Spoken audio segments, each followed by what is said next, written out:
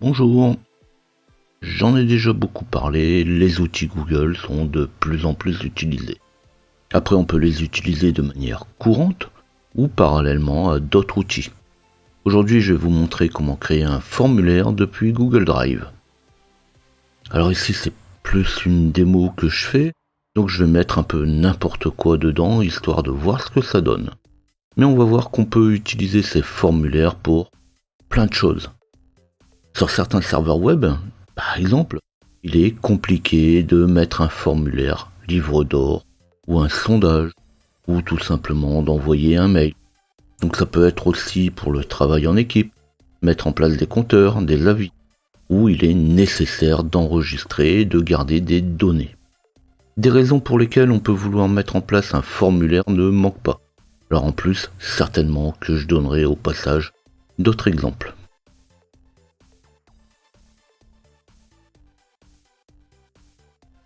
Alors bien sûr, je passe sur le fait qu'il faut avoir un compte Google, y être connecté afin de pouvoir se rendre dans le Drive.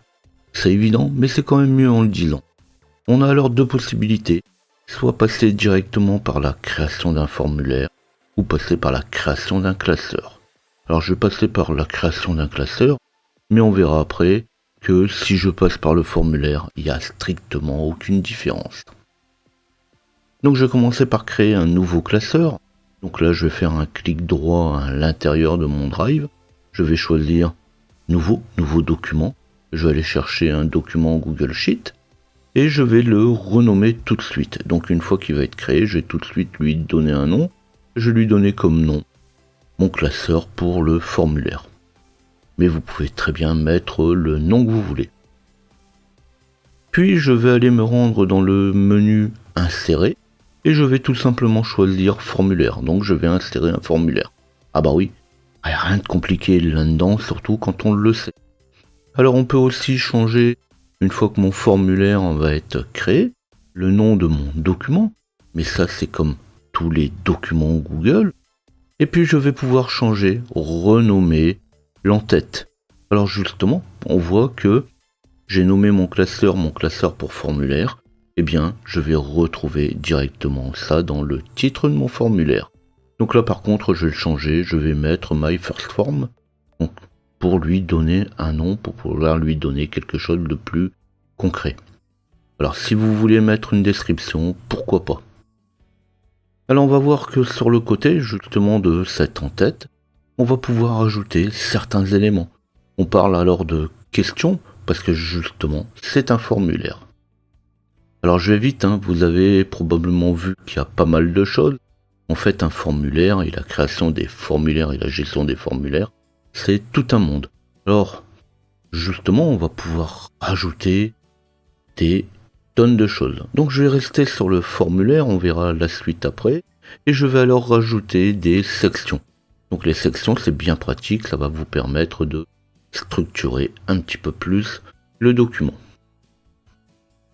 Alors je passe sur la question, mais je vais mettre un titre à la question. Donc je vais lui dire, bah voilà, ma question, je vais l'appeler First Question. Mais vous pouvez l'appeler comme vous voulez, c'est toujours pareil. Alors sur le côté du titre, on voit qu'on va pouvoir rajouter certains éléments. On va voir qu'on peut rajouter des images, ou on va voir qu'on peut réorganiser de manière différente ma question. Mais surtout, on voit aussi qu'on peut mettre des cases à cocher, des listes déroulantes. Donc là, ça va être la forme de la question. Donc là, je vais passer un petit peu vite aussi, parce que bon, c'est ce que je disais, on n'a pas le temps de tout voir. Alors comme j'utilise des boutons radio, je vais quand même en rajouter un second. Parce que si j'ai qu'un seul bouton radio, on peut pas voir justement la différence entre des cases à cocher, où je peux en avoir plusieurs de cocher, et un bouton radio où il n'y a qu'un seul bouton de cocher à la fois. Alors justement, on utilise l'un ou l'autre suivant les besoins. Puis je vais dupliquer ma question. Donc c'est ce qu'il y a de bien, ça c'est quand même un très gros avantage. On peut très bien juste dupliquer et reprendre finalement la même question et l'appliquer à d'autres choses par exemple. Donc je duplique ma question, que je vais renommer Second Question, pourquoi pas. Et on va voir qu'on peut cette fois le mettre sous forme de case à cocher. Donc tout à l'heure j'avais utilisé des boutons radio et là maintenant je vais utiliser des cases à cocher. Donc ça va me permettre de voir qu'effectivement il y a bien une différence entre les deux. Et je vais redupliquer à nouveau. Et là cette fois je vais le nommer condition. Donc comme on trouve parfois dans certains formulaires où il va falloir accepter les conditions. Donc là ici je vais le nommer condition. J'ai juste laissé une seule case à cocher que je vais appeler j'accepte, accepter les conditions. Et là je vais surtout cocher obligatoire en bas. Donc je vais activer la forme obligatoire. Donc ça veut dire que on va être obligé de répondre. Justement, si on veut effectivement pouvoir valider cette condition, eh bien on peut très bien le rendre obligatoire. Donc là je vais arrêter là pour le contenu du formulaire. On voit que le reste, de toute façon, c'est votre imagination qui va faire le travail. On pourrait très bien y mettre des images, et puis cocher, faire un choix. Je préfère telle image, ou tel fond d'écran, ou telle chose. Donc vous voyez, on peut très bien faire ou proposer tout ce qu'on voudra. Pourquoi pas, vous voulez changer et mettre à jour votre site web, eh bien vous posez la question, est-ce que vous préférez tel format ou tel format? Donc on peut très bien s'imaginer toutes les choses, et c'est pour ça que je disais, c'est bien votre imagination qui va faire le reste du travail.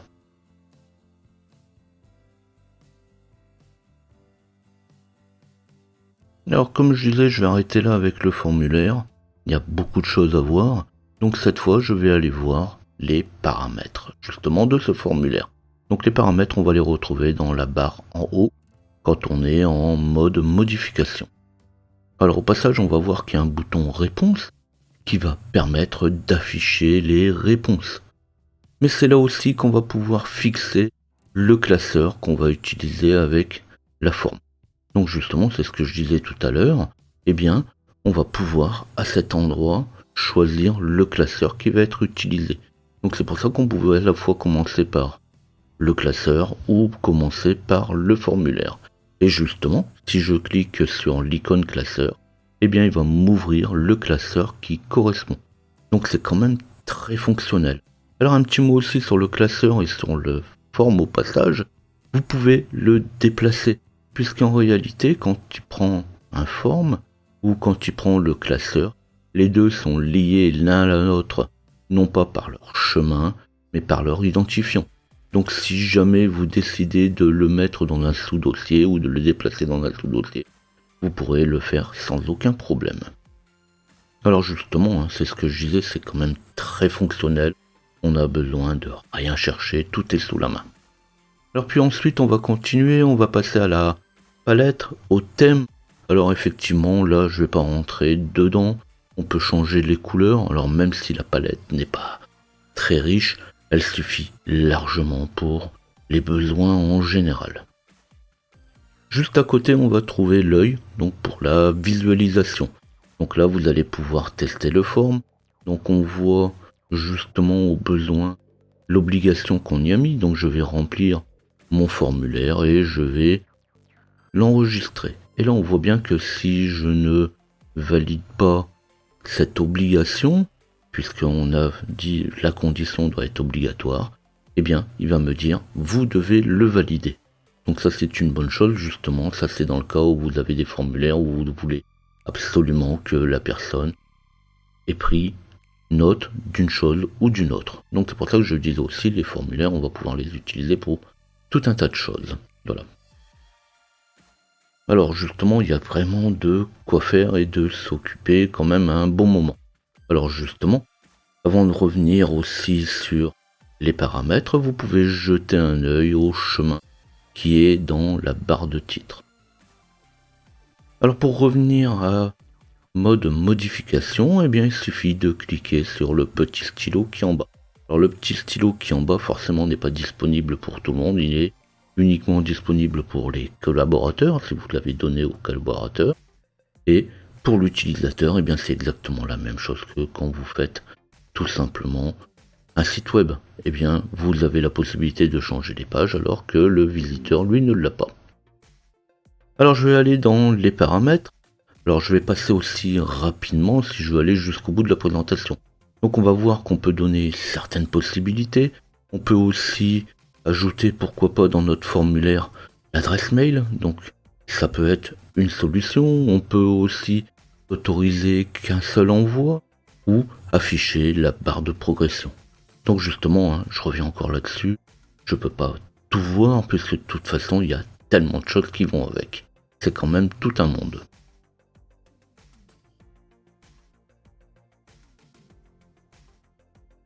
Alors je termine avec mon formulaire parce qu'après il va encore falloir passer au tableau, donc à ma feuille, à ma grille de résultats.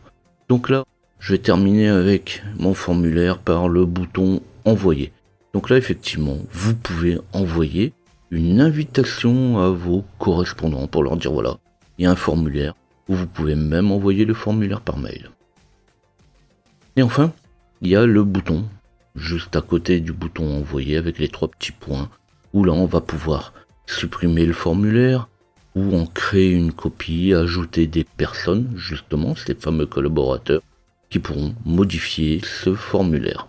Alors surtout, on y trouve, ce que j'ai encore là noté, c'est obtenir le lien.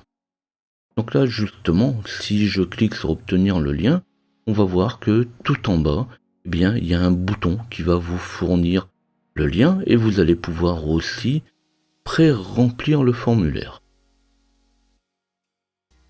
Alors, c'est pas tout, maintenant que j'ai mon formulaire, j'ai mes données, il va falloir voir où est-ce qu'elles sont parties. Donc je vais remplir encore quelques-uns de ces formulaires et puis je vais me retrouver dans le classeur.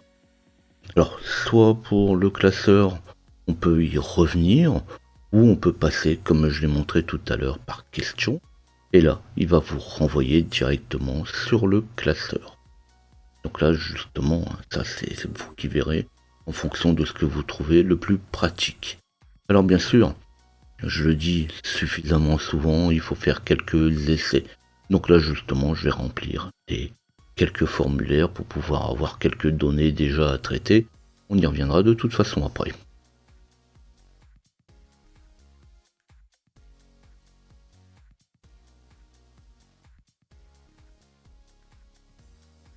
Donc cette fois je suis de retour dans le classeur et on va trouver une nouvelle feuille, réponse au formulaire 1.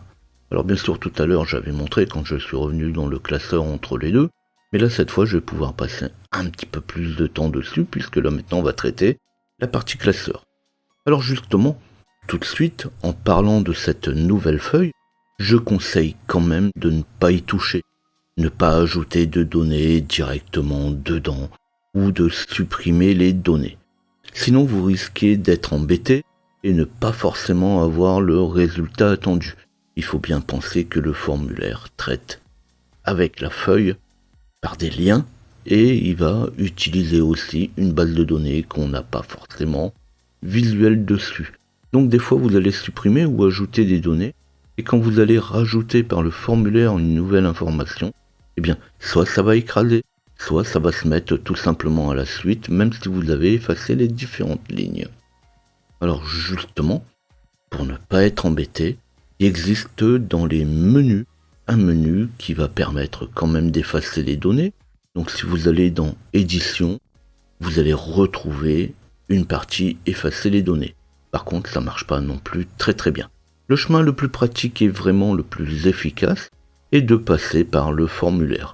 Donc je vais aller dans le menu formulaire et dans le menu formulaire je vais aller dans modifier le formulaire. Et là je vais me retrouver dans réponse, donc je vais aller cliquer sur le bouton réponse. Dans les réponses j'ai le bouton avec les 3 petits points et là-dedans j'ai une option pour pouvoir supprimer les données. Et là effectivement c'est bien depuis le formulaire qu'on va supprimer les données et là ça sera vraiment propre. Alors justement, c'est aussi le moment de voir que dans le menu formulaire, donc dans mon tableau, dans mon sheet, eh bien, j'ai aussi la possibilité de me rendre directement au résumé des réponses.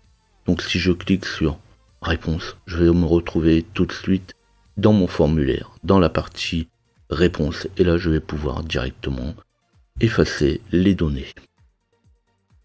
Alors justement, si vous devez partager le classeur, une solution peut être tout simplement de masquer cette feuille, ce qui va éviter que certains viennent directement taper dedans. Là, vous imposez tout simplement l'emploi du formulaire pour pouvoir rajouter des données. Mais là, on touche plus à une question de gestion, plus que de la création et l'exploitation.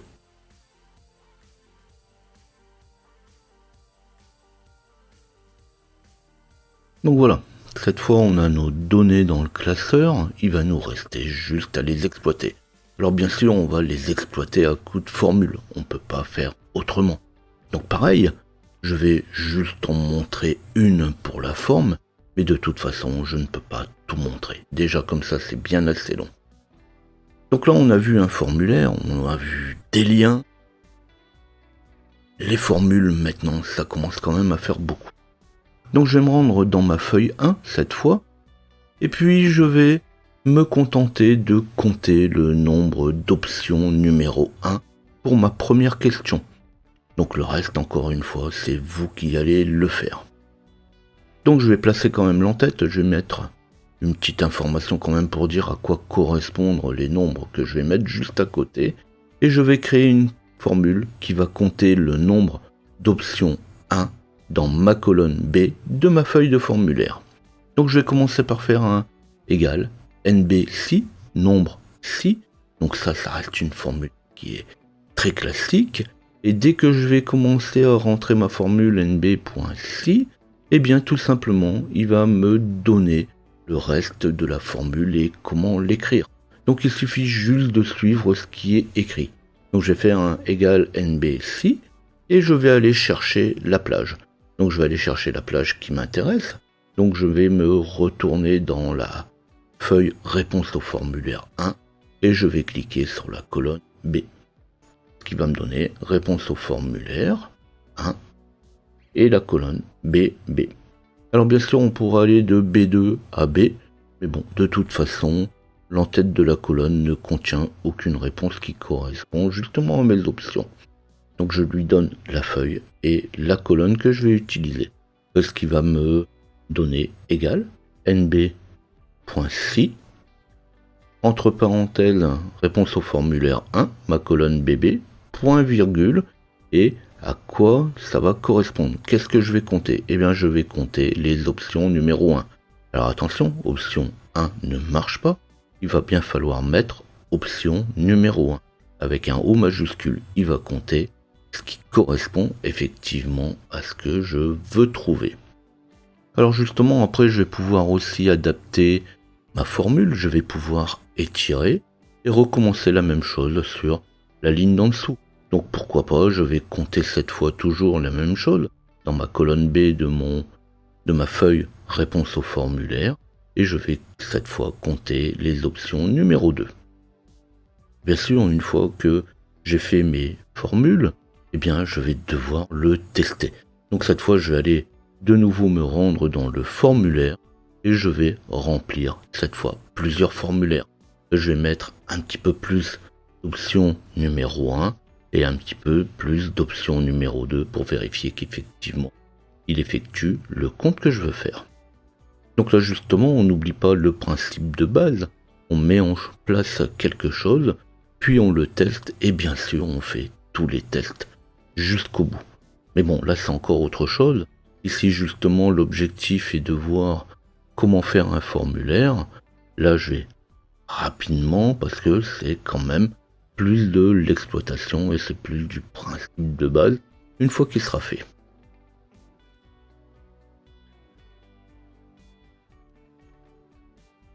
Oui, du classeur, du formulaire, la création du formulaire, le retour au classeur, la création de la formule. Oui, ça fait beaucoup quand même et tout ça en à peine quelques minutes. Alors cette vidéo est à voir et à revoir. C'est sûr qu'à la vitesse où j'y suis passé, ça fait quand même du volume en très peu de temps. Là, l'essentiel est que vous ayez toutes les informations pour pouvoir exploiter à fond le formulaire de Google. Alors attention quand même, n'essayez pas de vous lancer tout de suite dans des choses complexes, c'est le meilleur moyen pour abandonner. Vous pouvez commencer par un formulaire simple. Est-ce que vous avez aimé mon tuto? Même pas besoin de questions de compteur. on met juste la réponse. Ensuite, vous pourrez mettre un oui, non. Est-ce que vous avez aimé, oui ou non? Ou j'ai pas d'avis. Donc là, comme je l'ai fait ici. Donc vous mettez un compteur pour les réponses dans votre tableau. Seulement après, vous pourrez y mettre des sondages ou tout simplement des réponses libres. Alors il faut aussi être à l'aise avec les formulaires. Prenez le temps de monter en compétence avant d'essayer trop fort. Alors comme toujours, si la vidéo vous a plu, vous n'oubliez pas de liker ou laissez-moi un tip sur tipeee.com/ljpinfo. Abonnez-vous à la chaîne ou tapez LJP Info dans votre navigateur pour retrouver mes prochaines vidéos. Et pas non plus que mes prochaines vidéos, en fait, retrouvez toutes mes vidéos. Posez vos questions, venez discuter de vos difficultés. Ici, j'ai traité quand même d'un sujet qui est quand même très large. J'ai oublié volontairement pas mal de choses, parce que justement, je n'avais pas le temps d'aborder tout. Je n'ai pas parlé par exemple des calendriers, des mails, des images. Il est probable que vous pourrez avoir des questions. Même si j'utilise ça à différents niveaux, il m'arrive aussi des fois de ramer. Mais vous pouvez aussi laisser vos avis ou vos impressions. Et je vous dis à bientôt.